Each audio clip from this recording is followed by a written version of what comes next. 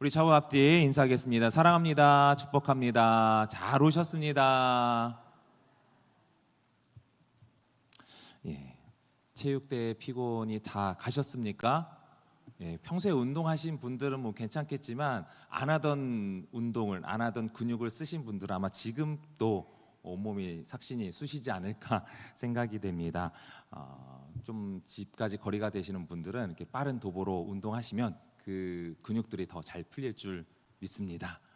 더 많이 움직이셔야 돼요. 이게 아프다고 해서 그냥 아유 이렇게 나 죽겠다 하고 그냥 있는 것보다는 더 많이 움직여야 그 근육들이 잘 풀릴 겁니다.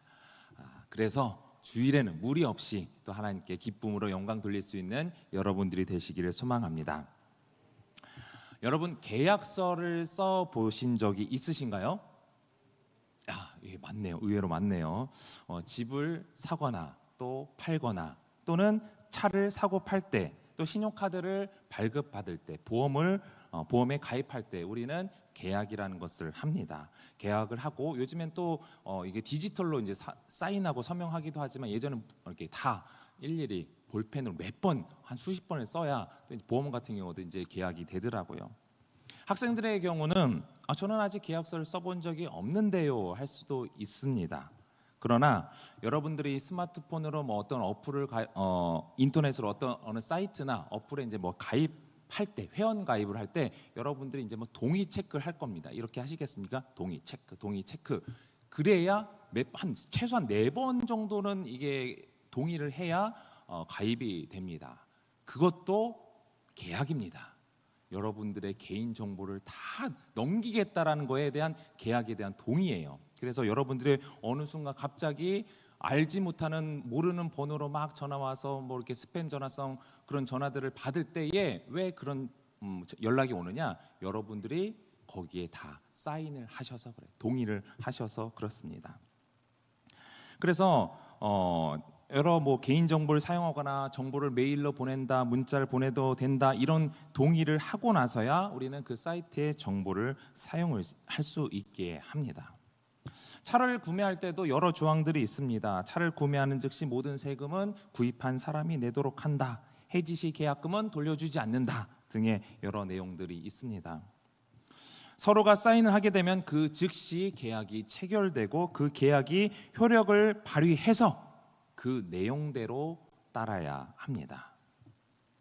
연예인들의 경우도 이제 소속사와에도 이제 계약을 하죠. 근데 연습생 신분일 때는 모르고 내가 데뷔를 하는데 막 도움을 준다 이러니까 연습생일 때는 못 모르고 막 이렇게 계약을 합니다. 근데 어느 정도 이제 인기가 높아지면은 본인이 여러 가지 불이익 당하는 게 있거든요. 내가 이렇게 인기 있으면 많이 가져가야 되는데 그렇지 않고 소속사에서 더 많이 가져가는 그런 불공정한 그 부분을 봤을 때 왜 이런 불공정한 상황을 만듭니까? 했을 때에 소속사는 계약서 딱 들이미면 끝나요. 네가 이렇게 계약하지 않았느냐? 당신이 이렇게 계약을 했다. 그 횟수가 뭐 1년짜리일 수도 있고 5년짜리일 수도 있겠는데 그 기간만큼은 그 계약서대로 할 수밖에 없는 것입니다. 사업을 하시는 분들은 아마 계약을 해보셔서 잘 아실 겁니다. 예전에 제가 아는 형이 필리핀에서 한 3년 동안 이제 거주할 계획을 가지고 건물을 임대해야 될 그런 상황이 있었습니다. 그러니까 3년을 거주하려면 여러 가지 사전에 이제 준비해야 될 것이 많이 있지 않겠습니까? 철저하게 준비를 했어요. 근데 준비하는 과정에서 마지막에 그 필리핀 현지인과 건물 임대를 계약을 하는데 당연히 필리핀 현지인이니까 영어로 하지 않겠습니까? 이 형은 이제 영어를 잘 못하는 사람이었기 때문에 통역을 데리고 갔어요. 통역을 데리고 갔음에도 불구하고 그 현지인이 이 계약의 금액은 얼마다 했을 때에 통역을 거치지 않아도 그 계약 금액이 얼마라는 거 영어로 또렷하게 들리더라는 겁니다. 그 계약이 얼마나 중요한지 이 순간만큼 내가 긴장해서 집중하지 않고서는 내가 잘못해서 이 계약에 흐트러질 수도 있다. 내가 손해볼 수도 있다라는 생각이었던 것이었겠죠.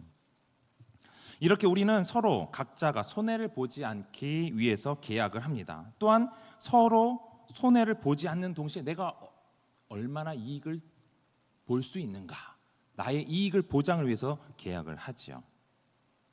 오늘 본문을 보면요, 하나님께서 아브라함에게 할례를 명령하시는 장면이 나옵니다.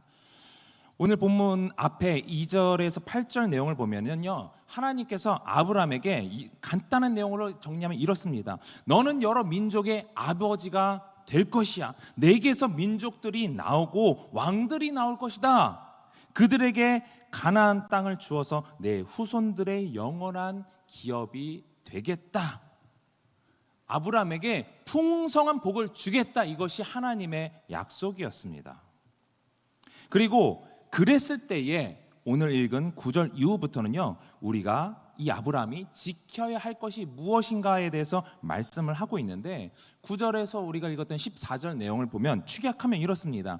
하나님께서 이 아브라함에게 말씀하시기를 내가 너희와 너와 너의 민족에게, 너희 후손들에게 풍성한 복을 줄 테니 너는 내 언약을 지켜라. 하나님의 말씀을 지켜라. 하나님의 약속을 지켜라. 그렇지 않으면 죽는다. 간단하게 축약하면 그렇습니다. 하나님께서 우리에게 원하는 것이 무엇입니까? 아브라함에게 원하셨던 것이 무엇입니까? 하나님 말씀을 지키는 것. 아브라함이, 또 우리가 하나님께 원하는 것은 무엇입니까? 풍성한 복입니다. 이 조건에 대하여서 후손들이 받아들이겠다라는 증표로 하나님께서는 할례를 명령하신 거예요. 할례는 일종의 도장입니다. 사인이에요, 사인. 내가, 우리 민족의 후손들이 그것을 지키겠습니다. 내가 지키겠습니다. 그것을 서명한 것이죠. 오늘 본문 11절 말씀을 같이 한번 읽어보도록 하겠습니다. 시작. 너희는 포피를 베어라. 이것이 나와 너희 사이의 언약의 표징이니라. 아멘. 언약의 무엇이라고요? 표징. 표징. 이 영어로 하면은, 영어 번역본으로 하면은 이 표징이라는 것은 사인입니다. 원문, 히브리어 원문으로 보면은 증거, 신호, 표시라는 뜻이죠. 하나님 말씀대로 살면 풍성한 복을, 지키지 않으면 하나님의 보호하심에 대해서 제외됨을 각오하겠다라는 뜻의 증거로, 그 표시로 할례를 행한 것이죠. 그런데 우리가 알다시피 구약의 역사를 보면 어떻습니까? 아니, 멀리 갈 것 없이 우리 자신을 보면, 여러분 자신을 보면 어떻습니까? 하나님 말씀대로 잘 살아가고 있습니까? 아닙니까? 네, 아니니까 이렇게 대답이 없으시죠? 예. 주일 아침에 우리가 하나님 말씀을 듣고, 아 그래, 사랑해야지, 서로 사랑해, 하나님 말씀대로 살아야지, 화내지 말아야지 하면서 주차장 나가서 바로 성을 내는 것이, 화를 내는 것이 우리예요. 집에 가서 아내와 남편 때문에 짜증내고 자녀들 때문에 화를 내고 이웃 사람 때문에 이런 것이 반복되는 것이, 예, 웃으시는 분이 계시네요. 실제로 그러신가 봐요. 예. 이런 삶이 반복되는 것이 우리의 모습 아니겠습니까? 또 다른 계약에 대해서 얘기해 보겠습니다. 드라마상에서 아마 많이 보셨을 겁니다. 보증. 드라마상에서 아빠가 친구의 사업을 위해서 보증을 서줬는데 그 친구가 사업을 말아먹고 그 모든 빚이 그 보증을 서준 아빠에게 떠넘겨져서 잘 살던 가족이 한순간에 폭삭만한 그런 스토리를 많이 들어보시지 않았습니까? 그것이 나의 스토리가 될 수도 있고 우리 주변에 있는 스토리일 수도 있습니다. 과거에는 주변에 실제로 사실 이런 분들을 많이 본 적이 있는데, 요즘에는 그 위험을 아셔서 그러는 건지 아니면 또 다른 방법으로 대체돼서 그런지 모르겠지만 잘 안 보이는 것 같습니다. 어쨌든 이 보증이라는 것은 내가 어떤 사람과 계약을 하는데 상대방의 상황이 온전히 계약할 만한 조건을 갖추지 못했을 때 이 사람과 그대로 계약을 하게 되면 어떻게 돼요? 혹시나 문제가 되면 나만 문제가 생겼을 때 나만 손해 보는 거예요. 그럼 계약을 할까요, 안 할까요? 안 하죠. 그렇기 때문에 그 대안으로 이 사람을 책임져 줄 만한 또 다른 능력 있는 사람, 또 다른 어떤 가치 있는 물건을 보증으로 세우고 계약을 하는 것이죠. 그래서 내가 피해를 혹시라도 봤을 때 그것으로 대체, 물론 우리가 삼으려고 할 때 우리는 그 보증 또는 보증인을 세웁니다. 그래서 보증인은 그 책임을 져야 할 의무를 지니죠. 그런데 성경 잠언 6장을 보면 서로 보증하지 말라고 하나님께서 또 친히 이렇게 말씀하시죠. 왜냐하면 그 보증이 우리에게 올무가 되기 때문에 그렇습니다. 모든 관계를 무너뜨리기 때문에 그렇습니다. 무엇보다도 우리 인간은 누구를 책임질 만한 능력이 안 됩니다. 아무리 잘 나간다고 해도 순식간에 욕심에 의해서 망할 수 있는 것이 우리 인간입니다. 죄인의 속성을 가지고 있기 때문에 그런 인간을 위해서 누군가의 보증을 선다라는 것은 그냥 도박인 거예요. 도박. 내가 보증을 서는 순간 내가 손해 보겠다. 그냥 각오하고 해야 되는 것이죠. 그럼에도 불구하고 혹여나 여러분이 어떤 사람을 보증인으로 세워야 할 수밖에 없는 상황이 생긴다면 여러분은 어떤 사람을 보증인으로 세우겠습니까? 믿을 만한 사람? 돈 많은 사람. 상대방도 나와 그런 내 조건이 안 됐을 때에 그런 능력이 있는 그 보증인을 보고 계약을 할 것입니다. 그런데 하나님과 우리와의 관계에서 이런 보증을 서주시는 분이 계시죠. 누구십니까? 예수님이죠. 예수님. 하나님의 아들 독생자 예수 그리스도이십니다. 하나님 보시기에 우리 인간과 계약을 한다라는 것은요, 완전 100% 손해 볼 것을 각오하신 계약입니다. 하나님 뭐가 모자라서, 뭐가 부족해서 피조물인, 연약한 우리 인간과 계약을 하시겠습니까? 계약을 통해서 하나님께 이익이 되는 부분이 전혀 없어요. 죄덩어리인 우리와 관계를 맺으면 오히려 하나님의 그 공의에 흠집이 생깁니다. 왜 이런 계약을 하셨을까요? 그럼에도 불구하고 왜 우리와 계약을 하신 것일까요? 계약을 초월한, 그 손해를 초월한 우리를 향한 하나님의 그 사랑 때문에 하나님은 계약을 하신 거죠. 그 사랑 때문에 하나님은 우리가 질 모든 죄의 값을, 그 모든 손해를 대신 치르실 보증인으로 예수님을 우리에게 보내주신 것입니다. 어떤 죄를 저질러도, 어떤 문제를 일으켜도 다 감당하시겠다는 것이죠. 다시 말씀드리지만 우리는 우리에게 생기는 문제를 다 해결할 수 없어요. 해결할 능력이 없습니다.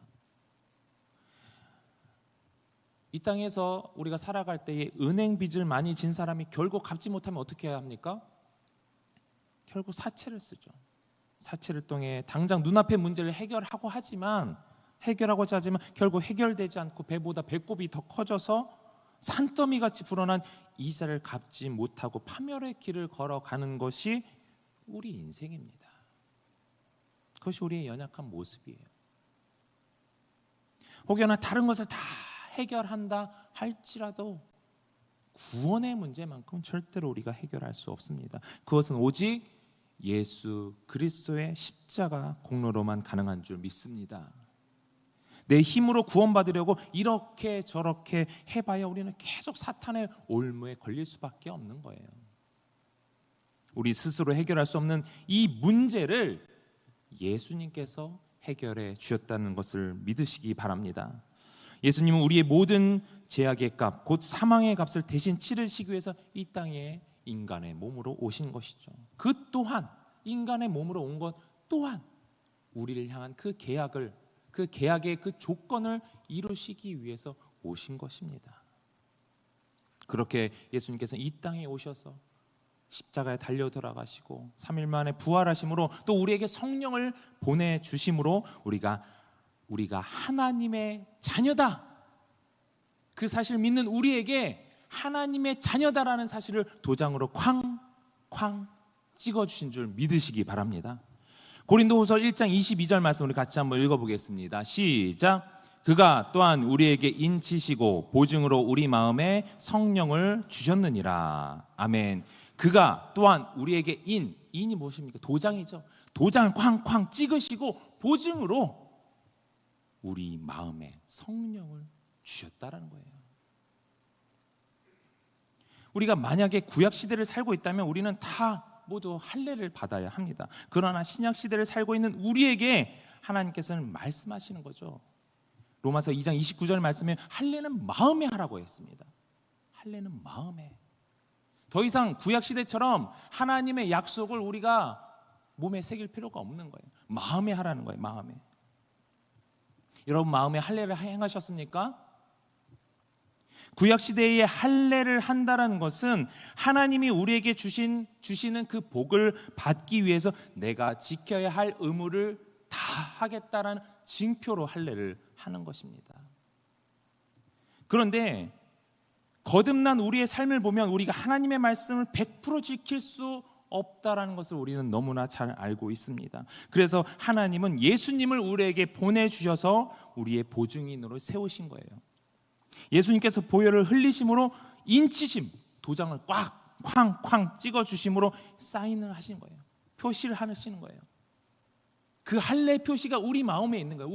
우리 마음 가운데 예수 그리스도의 십자가가 있을 때에 그 증거로 성령이 우리와 함께하여 주심으로 우리 가운데 하나님의 계약이 우리 가운데 이루어졌다라고 확증이 되는 것이죠.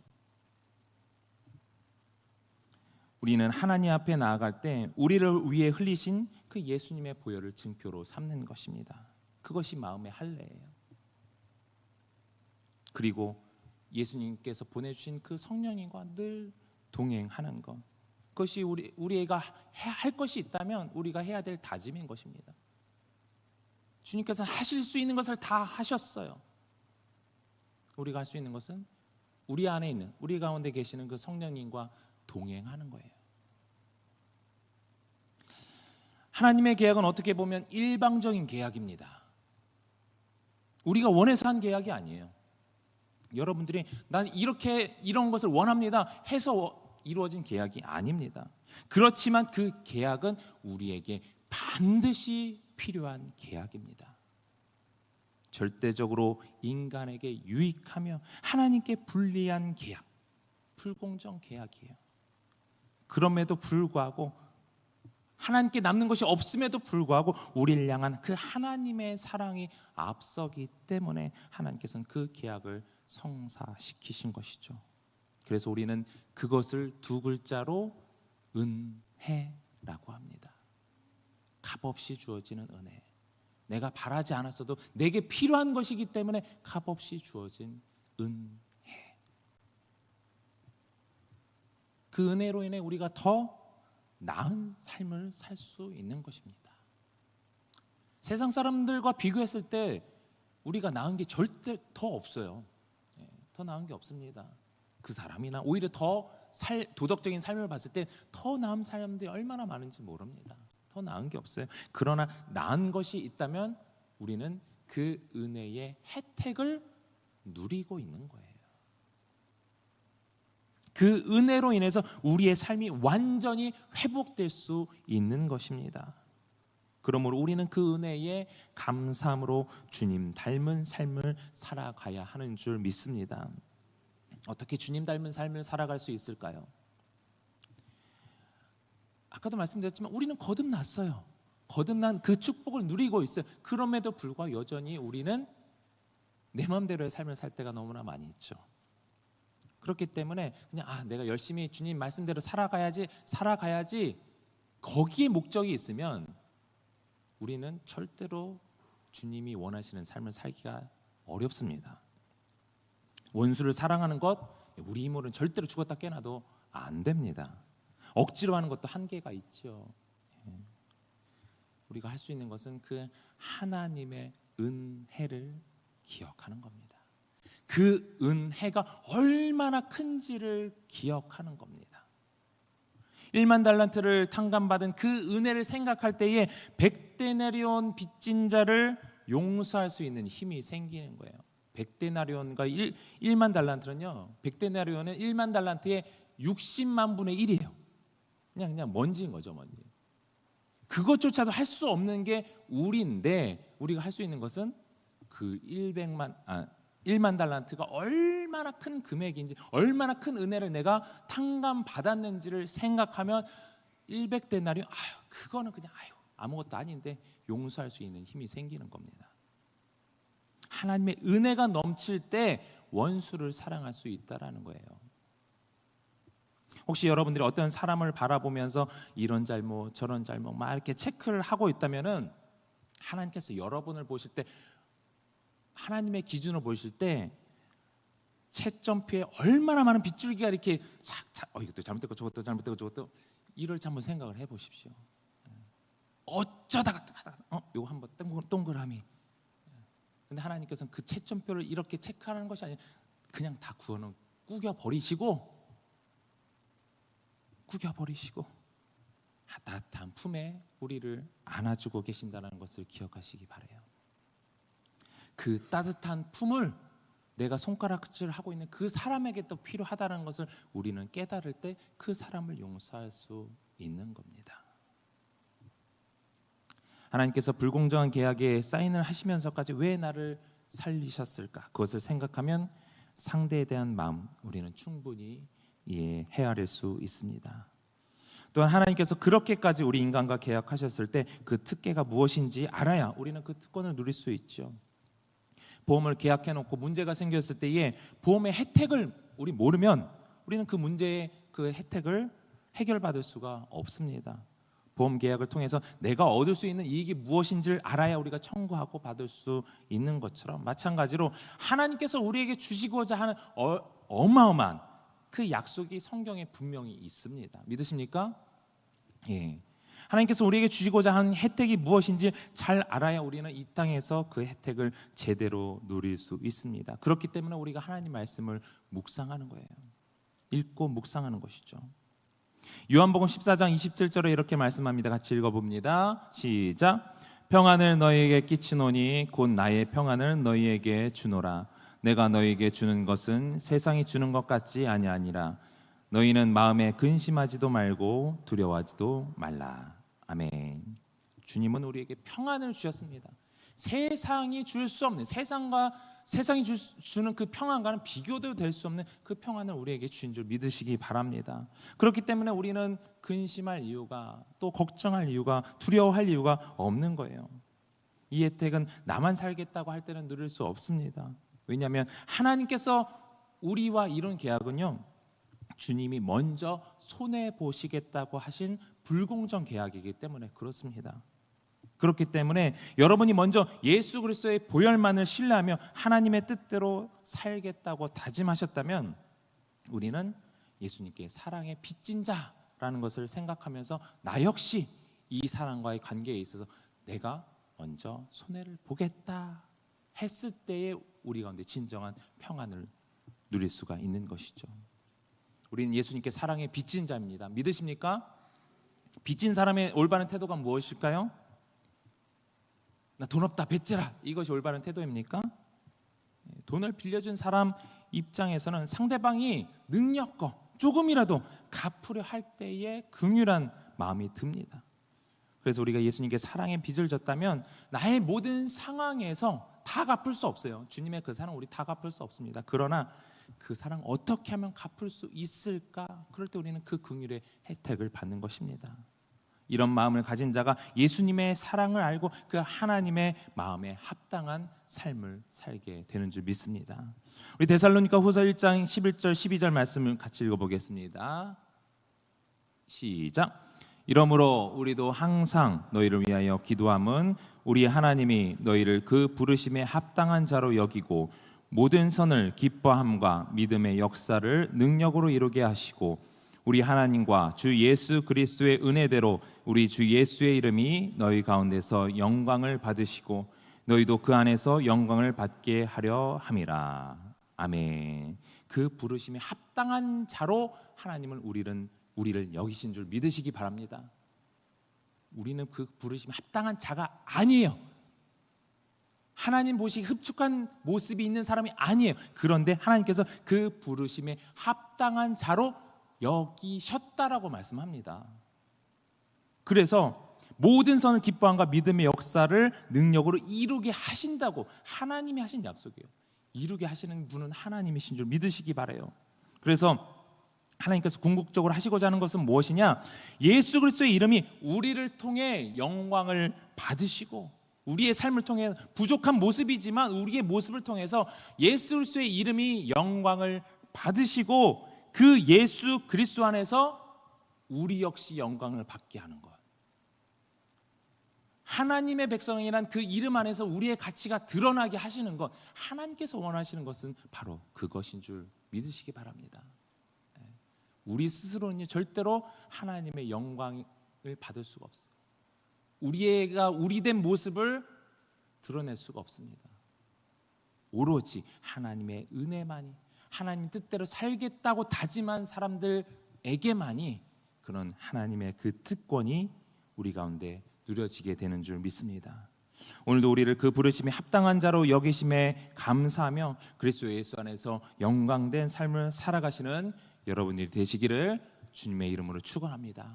우리 말씀 기억하면서 함께 기도하실 때에 하나님께서 그 사랑하시는 독생자 예수 그리스도를 보내시기까지 우리를 얼마나 사랑하시는지, 주님께서 행하신 일과 그 사랑을 묵상하며 그 은혜를 충만히 누리며 하나님께 합당한 자녀로 변화되어 가는 삶을 살기로 다짐하는 것이 하나님께서 값없이 주시는 그 은혜에 보답하는 삶인 줄 믿습니다. 그러한 삶을 살게 해달라고 기도하시고, 또 우리가 추수감사절을 앞두고 있습니다. 패밀리데이를 통해서 새 가족, 나의 가족, 교회 가족과 또 이 기쁨을 함께 나눌 수 있게 해달라고 기도하시고, 우리 다음 세대 복음을 위해서 기도하실 때 특별히 수능이 34일 남았습니다. 준비하는 수험생들에게 지혜와 명철을 달라고, 또 우리 둔촌동 시대가 활짝 열리게 해달라고, 또 각자의 기도 제목을 놓고 우리 주님 3번 간절히 부르고 통성으로 기도하겠습니다.